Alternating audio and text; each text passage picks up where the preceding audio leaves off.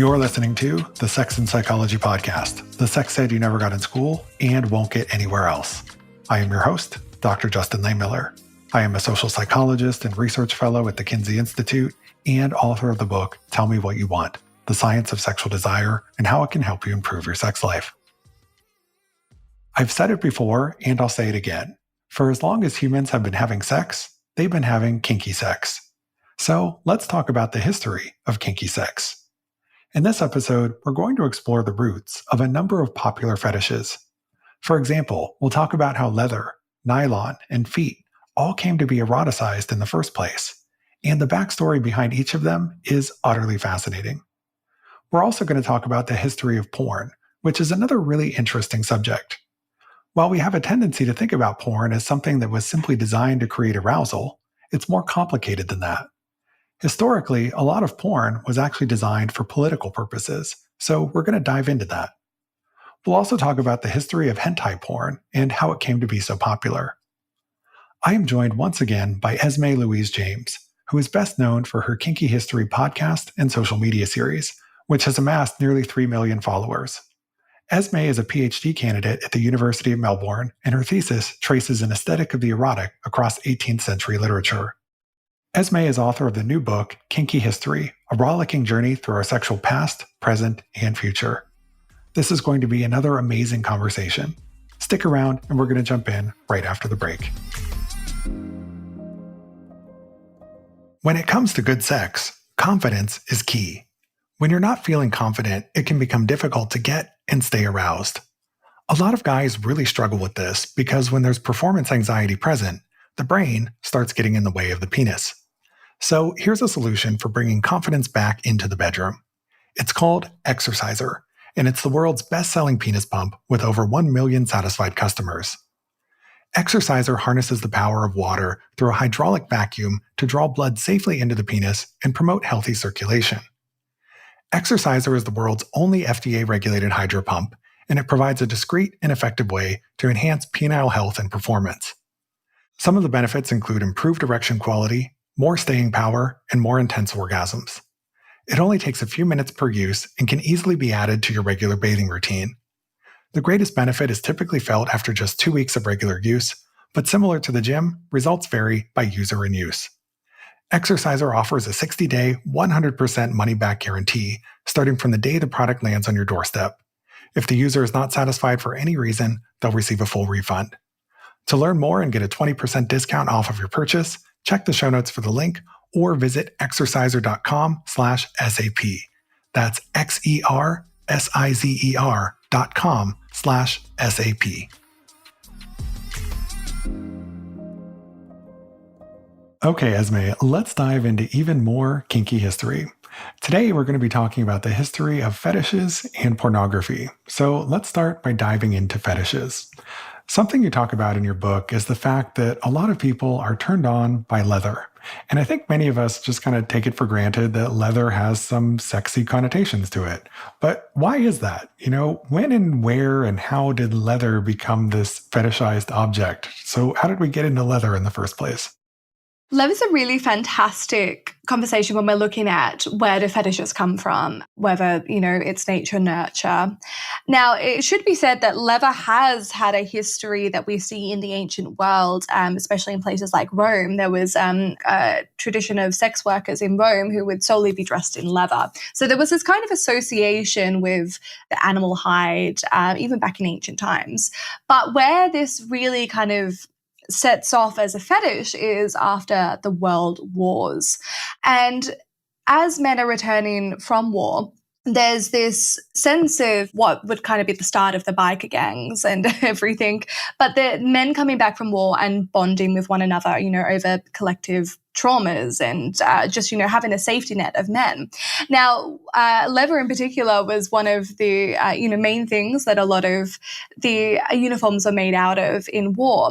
And they would continue to wear this leather when, meeting on bikes throughout the US and everything.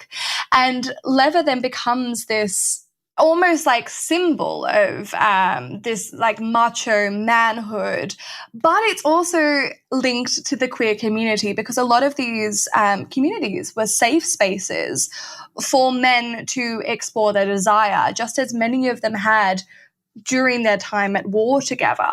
And so we have this transition of men coming out of war and entering queer communities that become linked with leather, to the point where I think Marlon Brando gives an interview at one stage and basically says that leather is the unofficial sign of homosexuality of the time, but also macho manhood.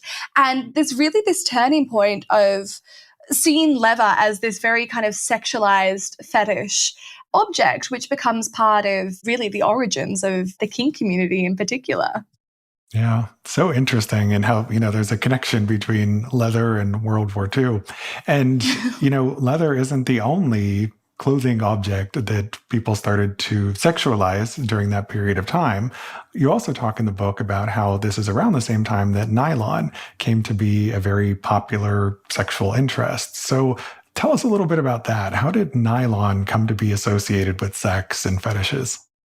It's genuinely interesting, isn't it, that the war is probably one of the most unsexy things you can think about, and yet we have all these fetishes that have, really emerged from the war times.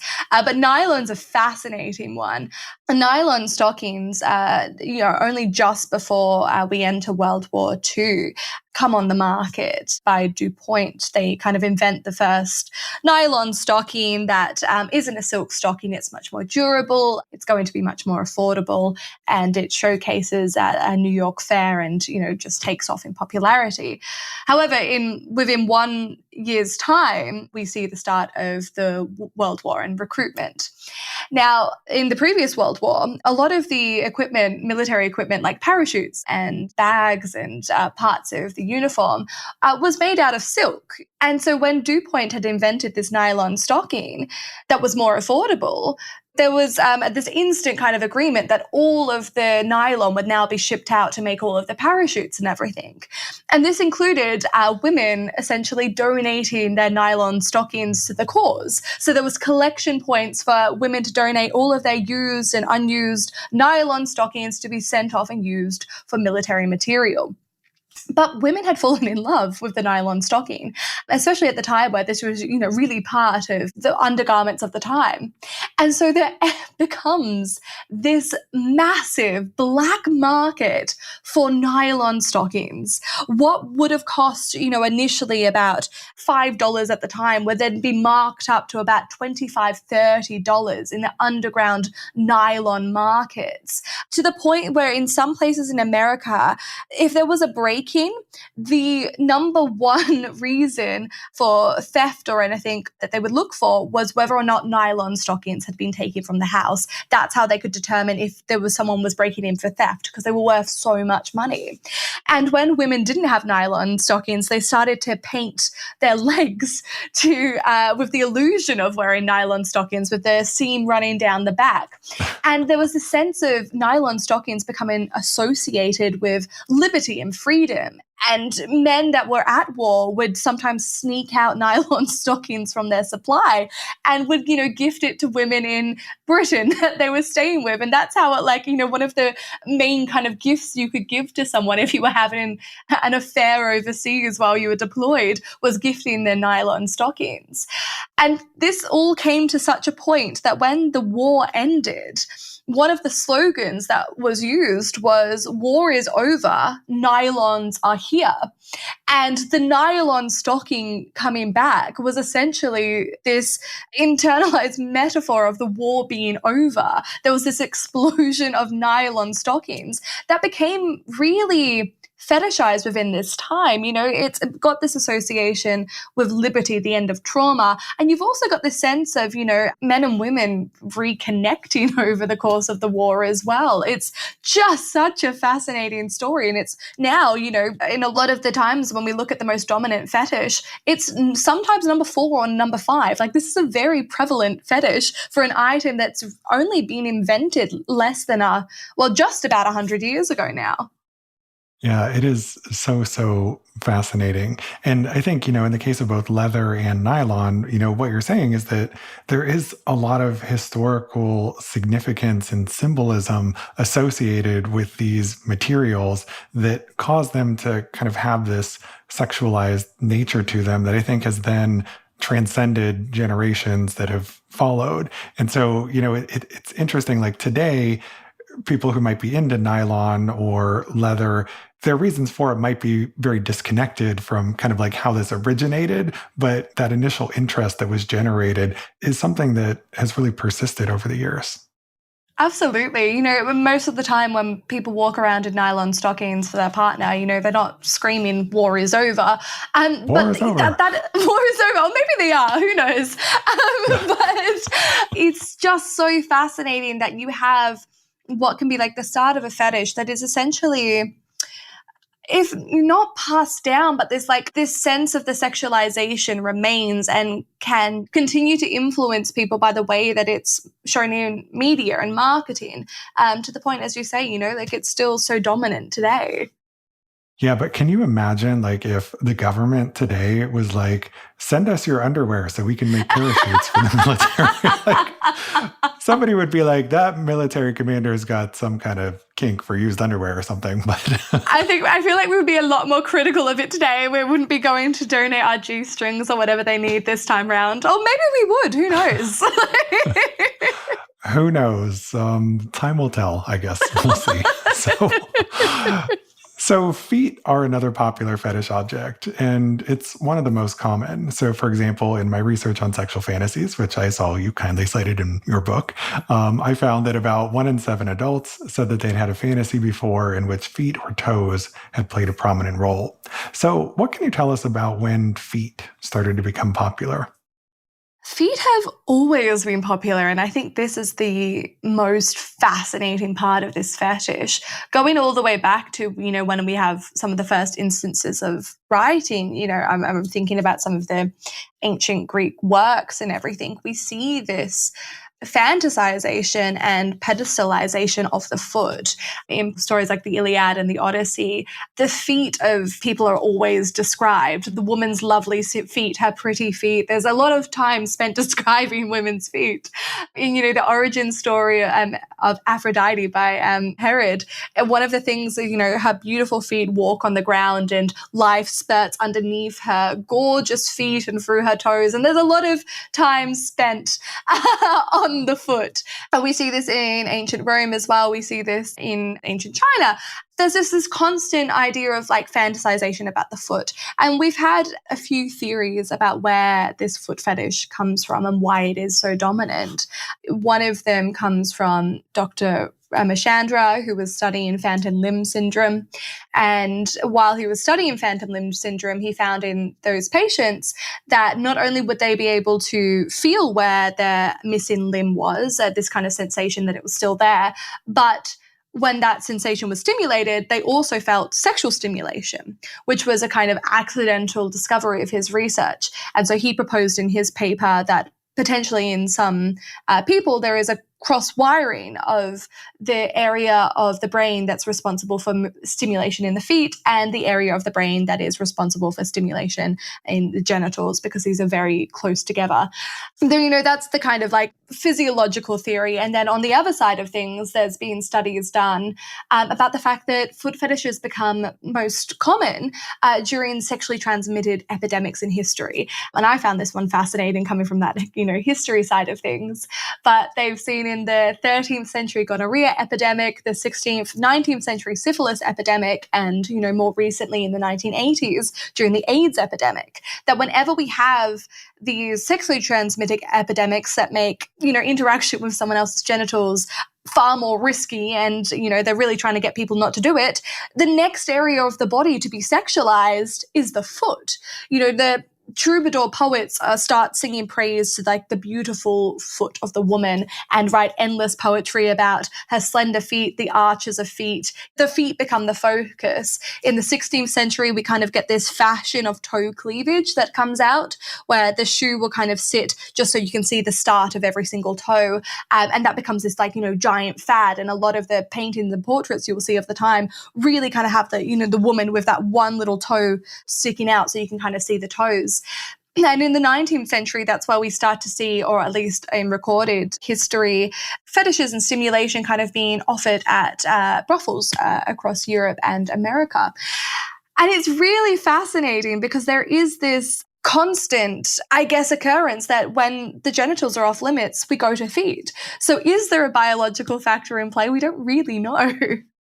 I think with most sexual interests, there's probably a biopsychosocial explanation. So, it could be that there is something about the brain and how it's wired and, crossover between genital and foot stimulation, and that could be part of it. But then there's also the social and psychological side of things as well, in terms of how feet are depicted or portrayed that can start to create more interest in that. So it's probably some interaction between those things. And I think too, with something like the foot, historically, women were not wearing shorts or skirts or mini skirts or anything like that. Like, you didn't see any part of a woman's lower body exposed. And then, so if you can think about, the feet were sort of the first thing that started to be exposed with the foot cleavage and so forth. And then like progressively over time, like dresses started to get shorter and you might see the ankle, right? And at one point in time, like the ankle, like seeing that was considered to be really sexy, or the calf,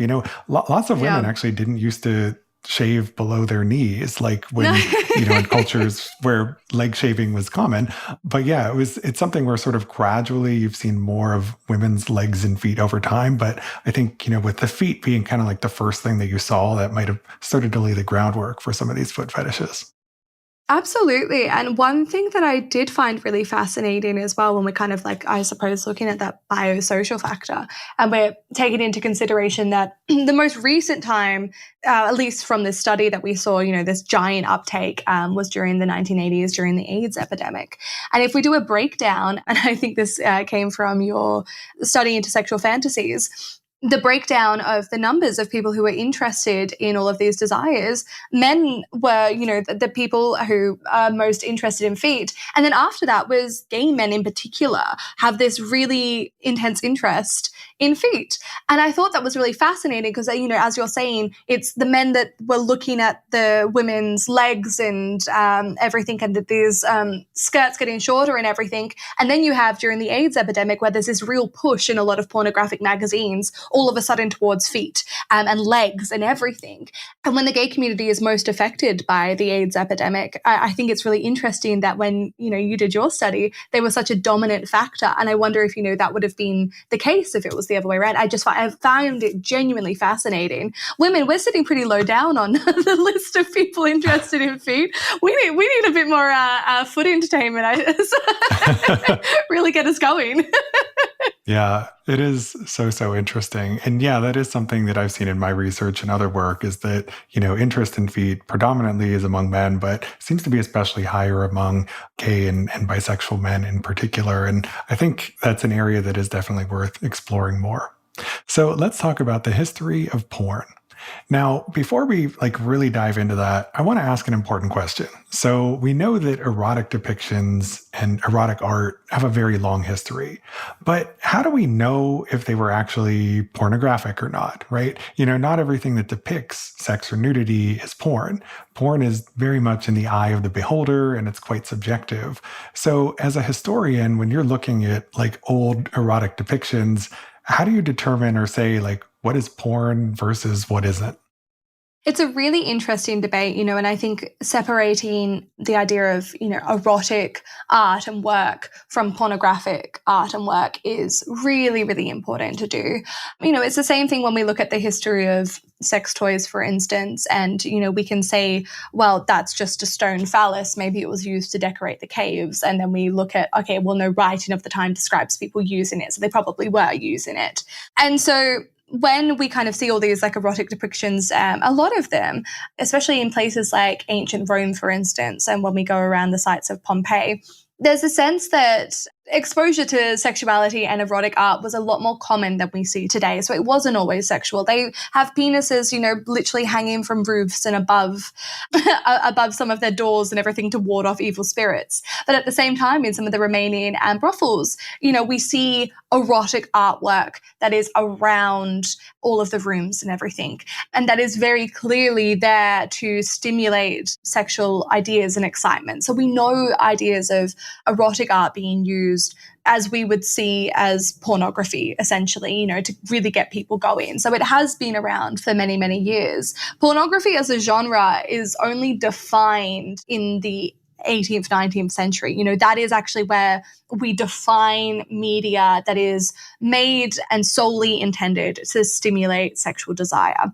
That's not to say that it hasn't existed before, but it's just to kind of clarify that that's when we actually define pornography. And we start writing novels, for instance, and pornographic pamphlets, which are solely, I think they're described as books to read with one hand. They're solely to experience sexual pleasure, and there's no really other use or need for them. So I think that's kind of like the definition there, when we don't always know that the role that, erotic art played, but we do know it's made to stimulate the imagination and stimulate senses of sexual pleasure. That's always been there. But in many ways, we've been able to kind of have that as part of our everyday life in a way that today we would see as quite pornographic, but it really wasn't. Sometimes it had spiritual purposes, sometimes it had political purposes, So that would be the definition to kind of hold in mind. Yeah, I appreciate you sharing all of that. And, it is very easy or tempting to look back at some of these historical depictions of sex or eroticism and just assume that it was pornographic, but you're overlaying a modern day subjective interpretation over that, right? So we need to try and understand, like, what was the context? How are these things used? And, that's where I think the work sometimes of historians can get a little bit tricky, is because sometimes there isn't always clear records of, what was the purpose behind this or how was this used? But it is an important, sort of starting point for kind of understanding the history of porn. And I want to go to something that you mentioned there and something that you also talk about in the book, which is how you say that porn was often used as a political tool, which I think is super fascinating. So tell us how porn has been used for political purposes historically, and is that still true today? I absolutely love this topic of conversation. When I say that, pornography gets defined in the 18th, 19th century, it does so at such an influential time. One of the reasons that pornography had to be defined was because as the printing press boomed, pamphlets that were erotic in nature just, really, really took off in across America, across Europe in particular. And one of the main ways that these pamphlets were used, which were very pornographic in nature, was that they were a guise for political and information sharing. So you would have a pamphlet that's being like, reports of the royal palace. Here's what's going on today. Marie Antoinette has fucked 50 men and 60 women, and she's having an orgy. And that would be the nature of these pamphlets that would be printed every single morning. They were incredibly pornographic in nature, but they had a political motive. What historians or recorders of the time said, and what we can kind of see now, is that the French Revolution was so heavily motivated by pornography. It was because of all of these pamphlets and novels, and there was even operas about Marie Antoinette that were pornographic, that really kind of depicted the aristocracy as being this incredibly deranged, deluded, and, libertines, essentially, that were stealing everyone's money and then using all that money to buy endless amounts of dildos and doing nothing to help the country, but just holding constant orgies every night. That's what these pamphlets were saying. And when you're coming from a place, especially where media literacy has not yet been taught, it's not on our radar, we've only just invented the printing press, what is in the substance of these pamphlets, especially after repeated repetition, becomes true in people's minds. So much so that when Versailles is invaded and attacked, some of the atrocities that were committed were actually reenactments of the most popular pornographic pamphlets and publications of the time. Because, people genuinely believe that the royals were engaging in this kind of behavior. And I think when we're looking at the conversation of the role that pornography plays today, I think it's really important to remember that this was the origins of pornography as a genre. It was something that was made to be a social and political influence while stimulating, because there is this sense of when you're in a heightened state of sexual stimulation, you do become more susceptible to ideas and everything. Everything feels a lot more appealing than it would outside of a state of arousal. So you're far more susceptible to ideas. And when we look at how pornography, can still be used today, things like revenge porn was still AI pornography, I think is, a huge argument. And the same thing being used, someone's likeness is being taken and put in a fabricated scenario that is pornographic in nature, often to destroy someone's reputation. That is no different to what was happening to the likes of Marie Antoinette and the aristocracy of that time. So fascinating. Yeah, this idea of pornography as propaganda, I'm sure it's something that most people probably haven't stopped to think about or consider. But, as you explain, that's sort of the origins, the root of where this happened. And it's still going on today, just in very different forms. Now, I have one more question for you about porn, and it's about a genre of porn you write about in the book. And it's one that I often get asked a lot of questions about, which is, why are people into hentai porn? So I knew this question was coming. So how did animated porn or cartoon porn come to be so popular? What are the origins or roots of that? On the last few years of when you're looking at the top hits on Pornhub, I think it's, important to mention that hentai has managed to take some of the top spots for really the last 5 years now. It's a really dominant category of porn, and interest in tentacles in particular. And this is, far from a new thing, as seems to be the catchphrase of kinky history. And one of the first times that we kind of see tentacle pornography is in 19th century Japan. And it was at this time that Japan, was facing a lot of censorship laws and new laws for artists about what they could and could not depict in their art. And one of the things was no more genitals in art that's too sexually explicit. And one of the main ways that artists like Hokusai started to get around these laws was by using squids to cover up the genitals. Why squids? Because it comes from this Japanese fable of the underwater princess who dives into the sea to kind of retrieve a jewel for her lover. And as she's retrieving the jewel from the dragon, underwater dragon king, he sends like an army of aquatic creatures after her who, essentially murder her before she, after she gives the jewel back and she falls to her death. Now, artists like Hokusai were reimagining the fable of this princess, and they decided to kind of reimagine it as a more sexually pleasurable experience that she has with the aquatic creatures. And when you look at it's the dream of the fisherman's wife, Hokusai is using tentacles to kind of cover up all aspects of her body while also, seeing these squid-like creatures performing cunnilingus, kissing, stimulating her body. And this really caught on, and it's kind of remained quite popular because a lot of manga artists even today discuss the use of squids as allowing them to get around things that they otherwise couldn't depict in censorship laws. And so there's this also, when we're talking about how fetishes come about, there is this idea of like repeated exposure to sexualized squids and tentacles, which has 100 years later now become one of our most dominant pornographic categories. It's even depicted on the likes of Netflix's Sex Education. There was in the first season a whole exploration of tentacle pornography. I think there's a production of Romeo and Juliet with tentacles. It's become so dominant, and it came from this need of artists to kind of get around censorship laws, and nowadays we're just into Krakens. That we are.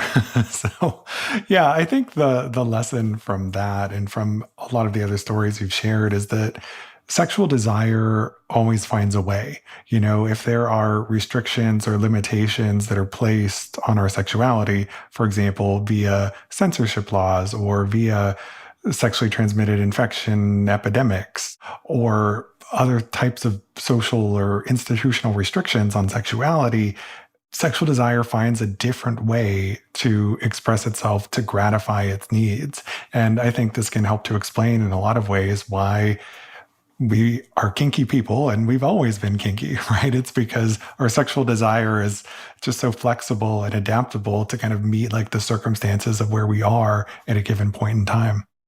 Absolutely. And I think that speaks to the need for constant conversations about sex that are educational and empowering, that, as you say, sex will always find a way. So we may as well have dialogues that are open to ensure that we're doing it safely and ethically at the same time. Absolutely.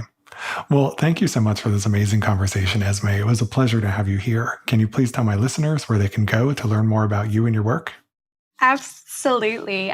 So my book, Kinky History, is now available worldwide, and you can find me across socials at esme.louise, wherever you get your social media content. Well, I will be sure to include links to all of that in the show notes. Thank you again so much for your time. I really appreciate having you here. Thanks for having me. Thank you for listening. To keep up with new episodes of this podcast, visit my website, Sex and Psychology, at sexandpsychology.com, or subscribe on your favorite platform, where I hope you'll take a moment to rate and review the show. You can also follow me on the socials for daily sex research updates. I'm on Twitter and TikTok at Justin Lehmiller and Instagram at Justin J. Lehmiller. Also, be sure to check out my book, Tell Me What You Want. And if you have a question you'd like me to answer on a future episode of this show, you can leave me a podcast voicemail at speakpipe.com/sexandpsychology. Thanks again for listening. Until next time.